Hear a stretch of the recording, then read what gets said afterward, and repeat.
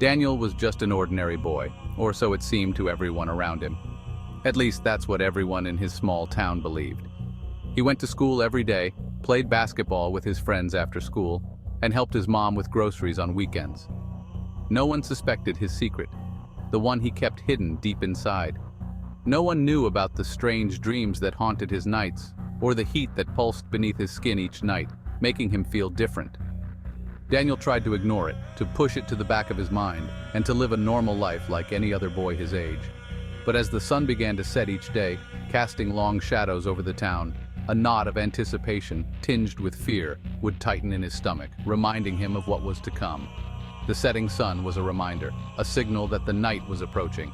It whispered of the change coming, a change he couldn't control or understand, a change that filled him with both dread and curiosity. Nightfall approached, and Daniel's heart pounded in his chest, echoing the rhythm of his fears. He felt the familiar pull towards his bed, a force stronger than his will, drawing him in. He knew he couldn't resist it, no matter how much he wanted to. He knew what awaited him in the darkness, the unknown that both scared and intrigued him. He was both terrified and strangely thrilled by it, caught between fear and fascination, wondering what the night would bring.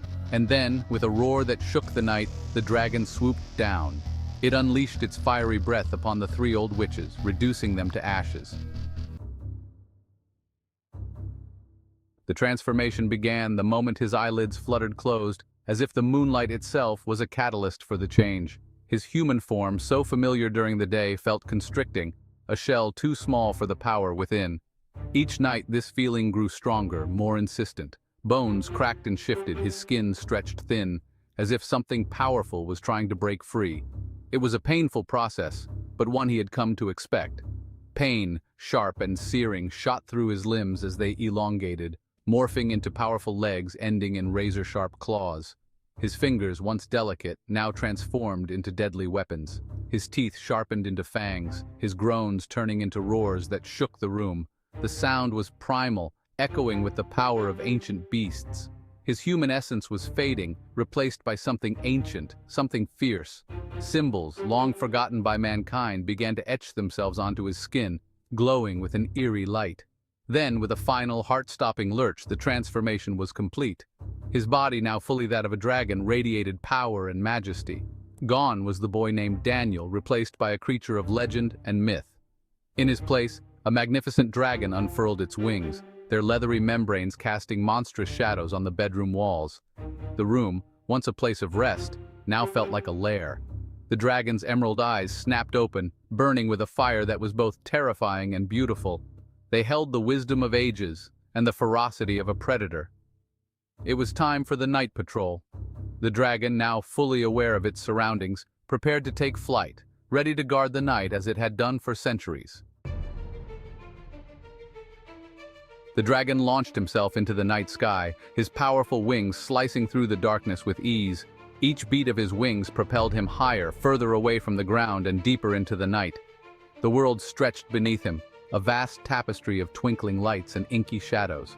The city, with its labyrinth of streets and alleys, looked almost peaceful from this height, a deceptive calm that belied the dangers lurking below. The cool night air whipped through his scales, erasing the last vestiges of Daniel the boy.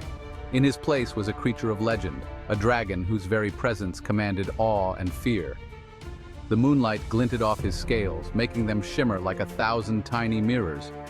He was a creature of the night, a silent guardian soaring above the sleeping city. His mission was clear, to protect the innocent and to hunt down those who threatened the peace. The city below, unaware of its protector, slept on, oblivious to the danger that prowled its streets. His keen eyes scanned the streets below, searching for any sign of trouble, any flicker of dark magic. Every shadow, every movement was scrutinized, for he knew that the witches could be anywhere, hiding in plain sight. He was hunting for them, the witches who plagued the city under the cloak of darkness. These malevolent beings, with their dark spells and sinister intentions, were a blight upon the city, and it was his duty to eradicate them. They lurked in the shadows, preying on the innocent, their hearts filled with malice and greed. The darkness was their ally, their cover, but it was also where they were most vulnerable to his wrath. He caught a whiff of their foul magic, a cloying stench that made his nostrils flare. It was a scent he had come to recognize all too well, a sickly sweet odor that signaled their presence. It emanated from the abandoned warehouse district by the docks, a place where shadows seemed to gather and fester.